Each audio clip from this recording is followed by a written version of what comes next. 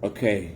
I want to ask you a very simple but profound question.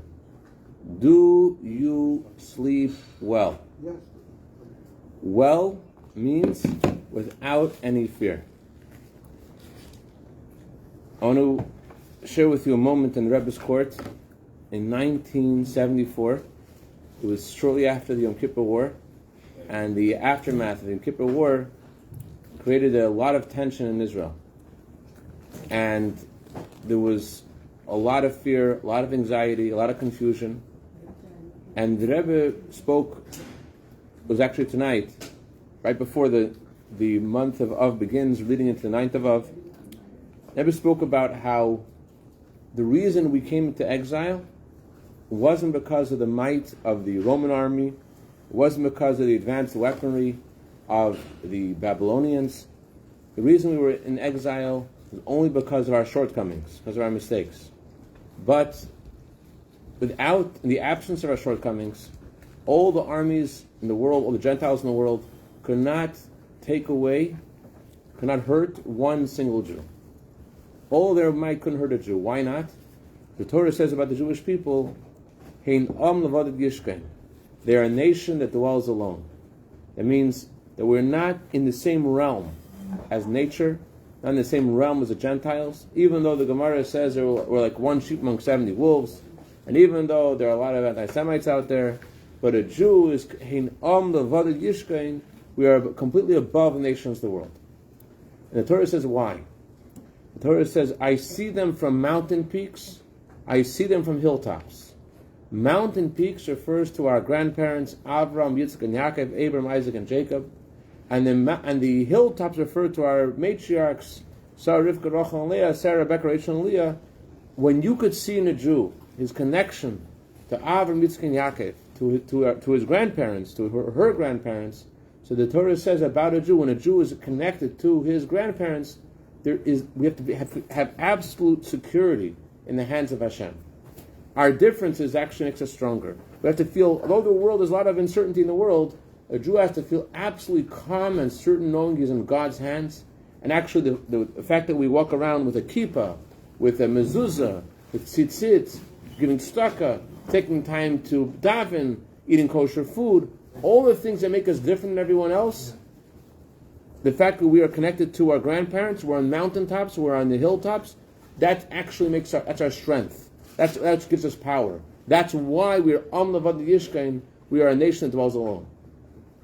So tonight I want to talk about one of the powers that Hashem gave us, a power that we're all aware of, and if we would know exactly how powerful it is and how to use it in the right way, it would change our lives completely. This week, the Torah talks about vows.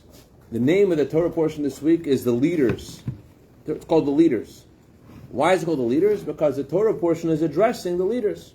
And what is it telling the leaders? The leaders have to tell the Jewish people the laws of vows. What's the law of a vow? It's a fascinating thing. You could be anywhere in the world. It could be anywhere in history. And it could be any object in the world. And you could decide about any object in the world and you say the word konim. Konim means a sacrifice. You say this object, this hamburger, this French fry, this cup of water, you're traveling between Venus and Pluto, you're orbiting the moon, you could pick up a cup of water and you say konim. So the Torah says that cup of water now has a status of a sacrifice. It's now holy. It changes its status. Just your words change its status. Konim.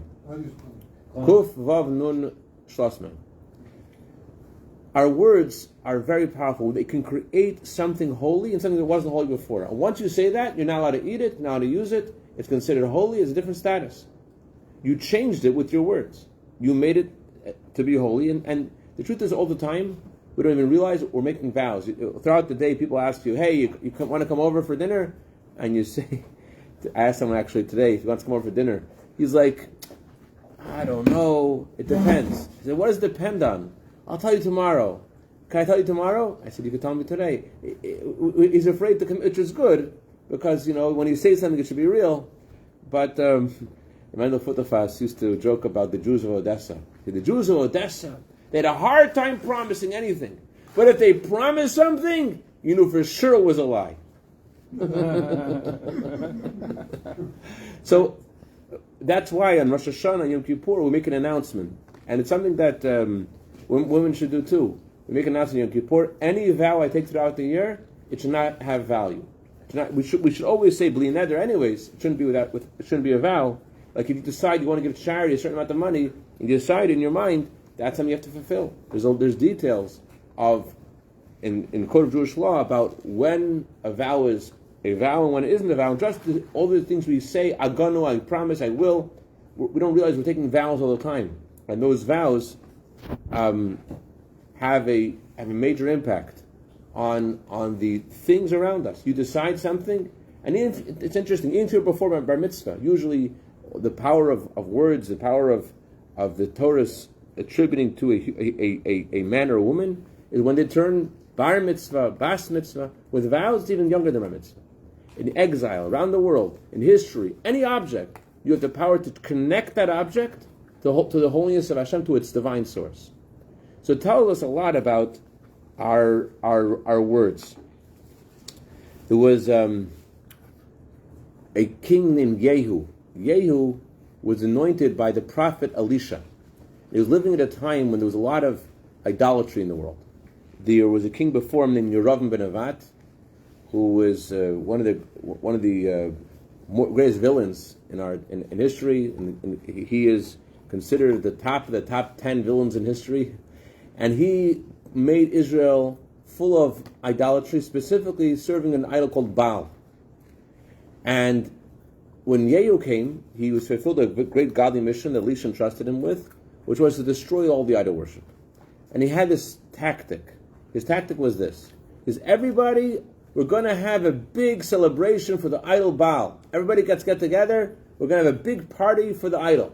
And he said these words: you think you served the Baal when Yerovam was the king? Well, Yehu said, I'm going to show you how to really serve the Baal. We're going to serve the Baal in the way he's meant to be served. We're going to go all the way in the service of the Baal. We're going to serve the Baal far more than the other king did. He gets everyone together in this area for this celebration, and he says, everyone here part of the servants of the Baal? Everyone here is considers the Baal to be God? Anyone who's not part of this, leave, because only people who are servants of the idol Baal are welcome. Anyone here is not out. Anyone who's not here is not here. Bring him here. Everyone has to be here. Every servant of the Baal has to be here. Okay, everyone joins. They're all there. Everyone's not a servant, leaves, and he kills them all. He wanted to destroy idolatry. But interesting thing, what happened to this king himself? You'd think like he must be such a amazing holy guy. Amazing holy guy, exactly. I think this guy is the guy. The Torah says about this King Yehu that Yehu actually was not the greatest king, and in fact, he himself became a servant of this idol Baal. How is that possible? How is that possible that he who is so zealous for Hashem's honor, destroying all the idols, destroying all the idol worshippers, how is he the one who began himself to be a servant of this idol? How does it make sense? So the Talmud says it's because of this. Brit krutal satayim. There is a covenant God gave to our lips, so the things we say have an impact. Because he said, I will serve the Baal more, had an effect on him. The Talmud actually says, Midrash says, he created love in his heart for this idol. By saying, we're going to serve the Baal, it made him feel differently about the idol, and eventually became a servant of the idol. There was a Beit HaKvarot cemetery in Taf Reish Mem Tet. Who's good at years? What year is Taf Reish Mem Tet? Taf Reish Mem Tet is 1889. 1889, I think, yeah. Mem Taf Reish Mem Tet, yeah. 1889. Yeah, 1889. 1889, there was a new cemetery in Petach Tikva. It's called Segula. And there was they made an event to sanctify the cemetery. There's a custom when a cemetery is created that they circle the cemetery, they recite various chapters of Tehillim. And one guy made this comment at the cemetery. He's like, who will be the first person buried in the cemetery? Like a joke, dark humor. And this other man, he's like, I wouldn't mind being the first one dying in the cemetery. His name was Nissen Leben Reb Chaim. Nisan Leben Chaim, a very special Jew, he said, I wouldn't mind being the first. What he meant to say was, you know what? We're all going to live long. Mashiach's going to come. Nothing to worry about. I wouldn't mind. I'm not scared. Bring it on. He passed away 10 days later. And he is still buried there, and there's a monument by his grave, and it says, Brit Krutal Sfatayim. People come there to see it. You saw it? You were there? Wow. It says on his tombstone, there is a covenant. Our lips have a power. Things we say does something. When Avraham went to offer his son Yitzchak on the Akedah, the Torah says that the reason why Yitzchak survived is because when Avram told his servants that he's going to go on the mountain, he says, we will come back.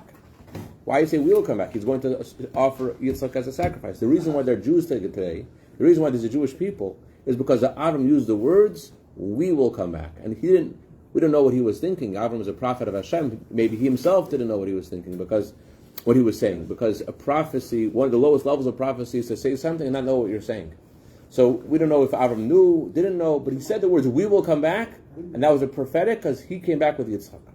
So there is this huge power in our words. The Gemara says that you should never say about yourself, whenever you have God forbid experienced some kind of suffering, you should never say, this is only 1,000th of what I deserve. Never say that. Why? It sounds like a humble thing to say. It sounds like you're acknowledging Hashem's kindness and you're thanking Hashem. I appreciate you not giving me the big guns, because but Hashem said you never say that. Why? Al tiftach pel satan. Don't open your mouth, says the Talmud, and accuse yourself. Don't give credence. Don't give power to the evil inclination, to the accusing angel in heaven, the Satan. Say, I deserve punishment. Don't say that.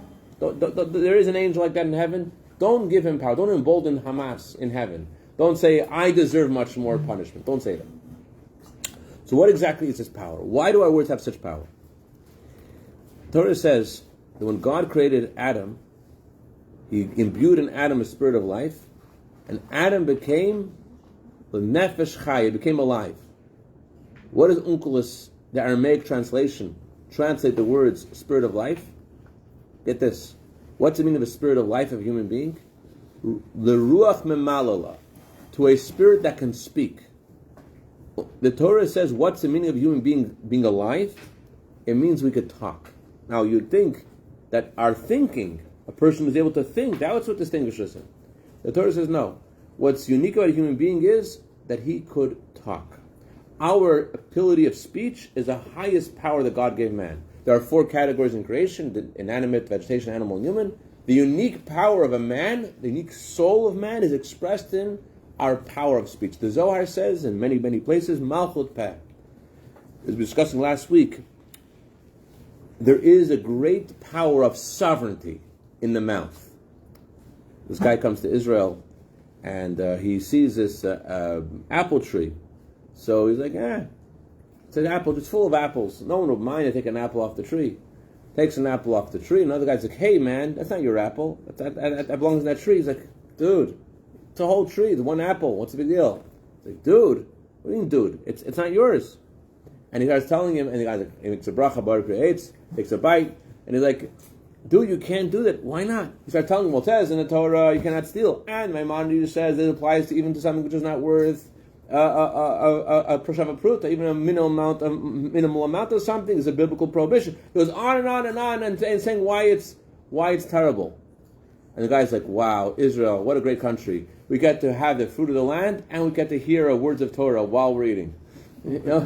It's possible as to be full of good thoughts, full of good feelings, but be full of it, as we were discussing last week, because it stays inside.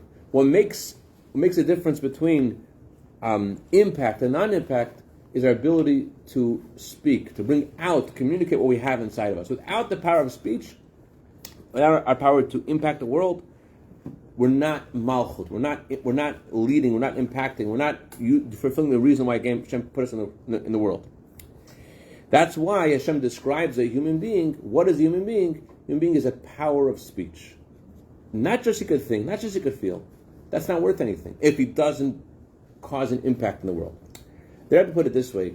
The Rabbi said that the soul's ability to speak is actually the highest ability of the soul, because it's the ability to go away from yourself.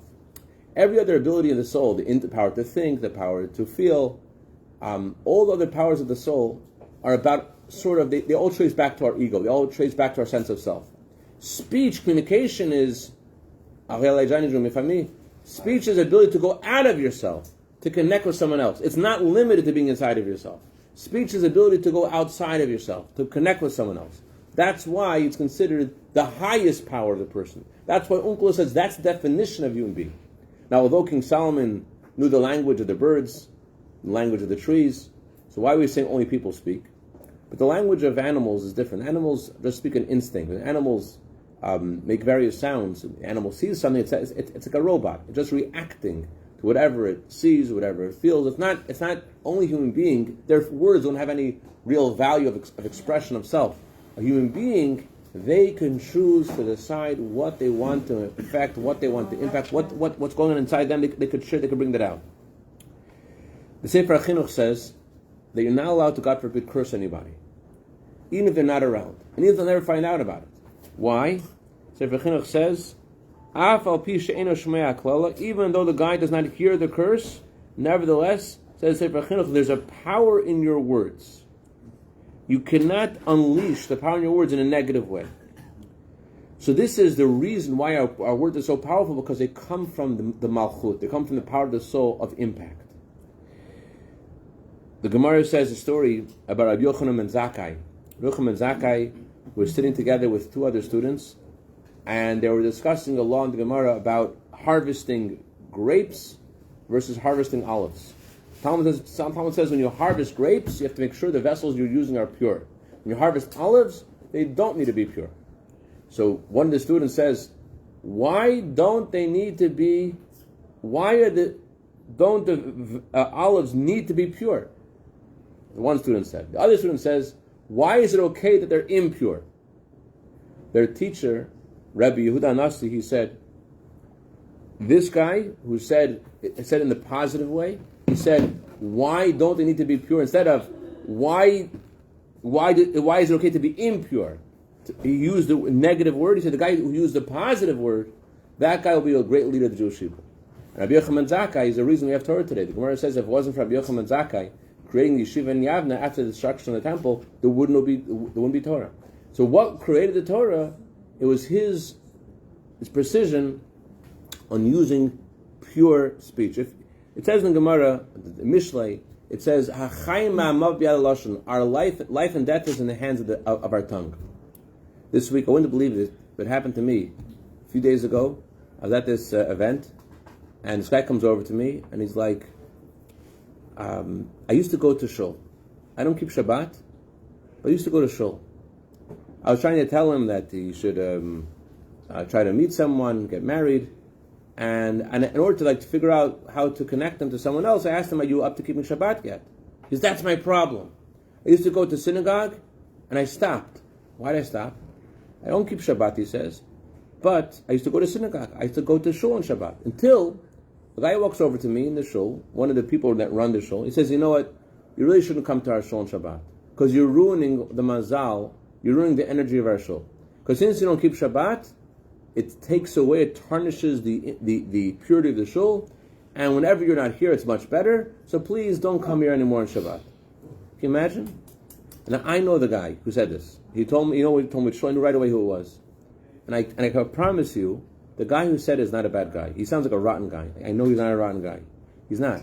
It's just that he doesn't realize at all that his words create a world. In our prayers, we say the words, blessed is the one who spoke and the world came to be. God created a world with his words. This guy's world was crushed by the other person's words. You think the guy who said it was thinking, if I tell him this, man will realize how important it is to keep Shabbat, and then I'll keep Shabbat. Boy, was he wrong. Just did it the wrong way. Yes, he crushed the guy. But conversely, we learn the power of our words. And that's why the Torah says, this Torah portion was said to the leaders. Hashem wanted the Jewish leaders to know that they have to convey to Jewish people the power of what they could do. I hugged the guy was in tears. I told him, no one could say it to you. You're a Jew. You're a precious child of Avram, Yitzchak, and Yaakov, of Abraham, Isaac, and Sarah. And I invite him to my house for Shabbat. I hope he shows up. But the point is that we have to realize the power not only of not saying bad things, the power of saying good things.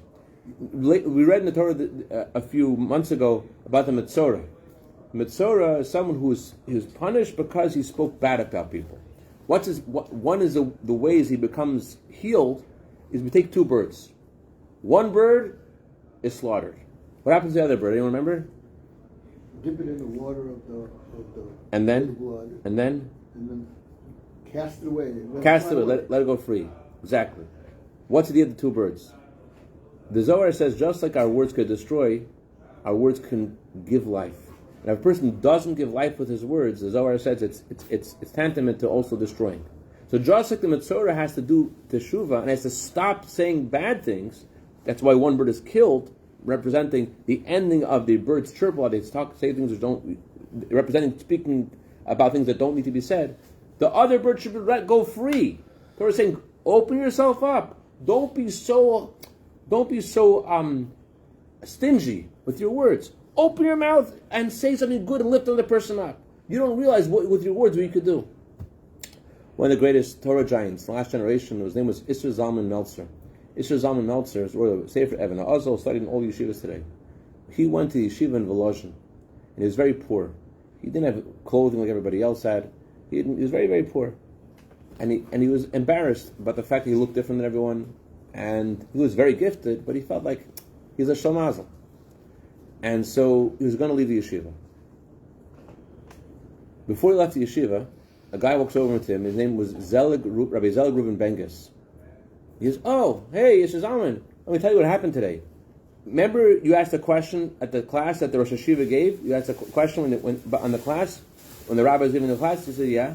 Well, after you left, the rabbi said that this new boy who asked this question is an absolute Ilui. Ilui means a genius of geniuses. And the rabbi never gives out compliments like that. If he said that, that means something. That means you got something, man. You're awesome. You're cool." Isser Zalman, Rabbi Meltzer said, I turned around and I went back. I put my clothing back and I went to continue studying. Decades later, this Rabbi Isser Zalman Meltzer went to visit Israel. People visit Israel for the first time. Where are you going? Going to the Kotel. You're going to the resting place of our patriarchs, our matriarchs. He says, he tells whoever is escorting him, I need to go to Rabbi Bengus' house. He goes to that guy's house, Zelig Reuven Bengus. He goes to his house and says, I need to thank you. You saved my life. He says, what do you mean? I don't know. I remember we studied together in yeshiva. He told him, you don't understand, he didn't remember. He did not remember. It's so good, such a good thing to stop and think about people who you have actually changed with your words. Who's walking around today because something you said to them, and they're animated, they're excited, and they're happy, and they have confidence? It's because of something you said. It's also good to stop for a second and think about yourself. Who has said something to you that you hold in your heart, and you remember every so often, and you know you have what it takes because of the words someone said to you? And it's a good thing to call them up and say, I appreciate the words you said to me because they gave me something. It's a good thing to do that because it strengthens you, and it strengthens the person that told you those words. That they know the impact of what they said and what they did. And it's good to talk to Hashem also. Good to talk to Hashem and thank Hashem for the gifts Hashem gave you. It's not arrogance. Just thank Hashem that Hashem has given you certain abilities and certain opportunities other people don't have. It's good to stop and thank Hashem for them. That's the meaning of the words Chayim v'amav b'yad lashon. Life and death are in the hand of the tongue. What it means is not only that words could be negative, words could hurt. It also means the kind of life that we live, the kind of impact we have in the world has to do with this power Hashem gave to our words. And so this guy was crushed by this person's words, and hopefully, I hope, I revived him with my words. I hope so. I told him, the best I could, that he's not true. He's precious to God. He's God's child. He's a child of Avraham Yitzchak and Yaakov. And hopefully he did something. So this is the bottom line. Bottom line is that we have to go out of our way to give compliments to people. When you meet a Jew in the street, to tell them how precious they are as a child of Avraham. And compliments are most effective if they're specific. Instead of saying to someone, "You're amazing," it's meaningless. Say specific. Why are they amazing? What do they do that's so amazing? So Rebel, Rebel, I met this Jew who told me this week that it was your kindness that makes him believe in Hashem. I'm not exaggerating. A Jew told me this week that your kindness makes him believe in Hashem, makes him want to continue to put on tefillin. He is going through a very hard time. Your kindness, it's you. It's real. It's specific. It also has to be genuine from the heart. And also has to be the right time, the right place. And most importantly, sincere. And this is what really makes a difference. And this is what the Torah tells us now as we're approaching the month of Av, anniversary of Aaron HaKohen's passing. The only person in the whole Torah tells us the day he passed away. Why Torah tells us the day he passed away? Because Aaron HaKohen, he gives us the antidote for the 9 days. The 9 days are a result of senseless hatred. And the antidote of senseless hatred is to go out of your way to show love and kindness to someone. Go out of your way. This is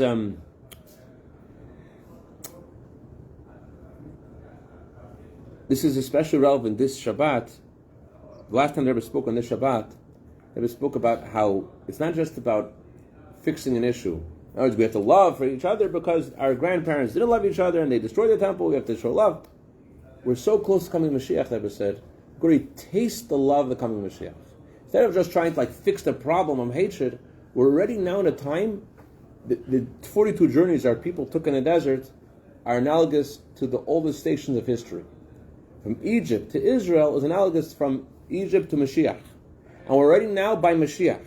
And we're so close to Mashiach, we can already feel the love of the coming Mashiach. And therefore we have to go out of our way and say good things to each other and speak good things to each other. And that's how we bring out the best in each other and ourselves. And also to use our words, to say words of Torah, to learn about the Beit HaMikdash, as we're coming to the 9 days to study about the Beit HaMikdash. It's not about mourning; it's about bringing Mashiach. These days are about when Mashiach comes. These days will be the greatest holidays, greatest happiest days. How does it happen? It happens by celebrating today the coming Mashiach, by learning today about the Beit HaMikdash. Not about mourning the past. It's about connecting to the positive light of the coming Mashiach, speaking about it, learning about it. That brings it into the world. L'chaim, l'chaim. Chaim v'rachim.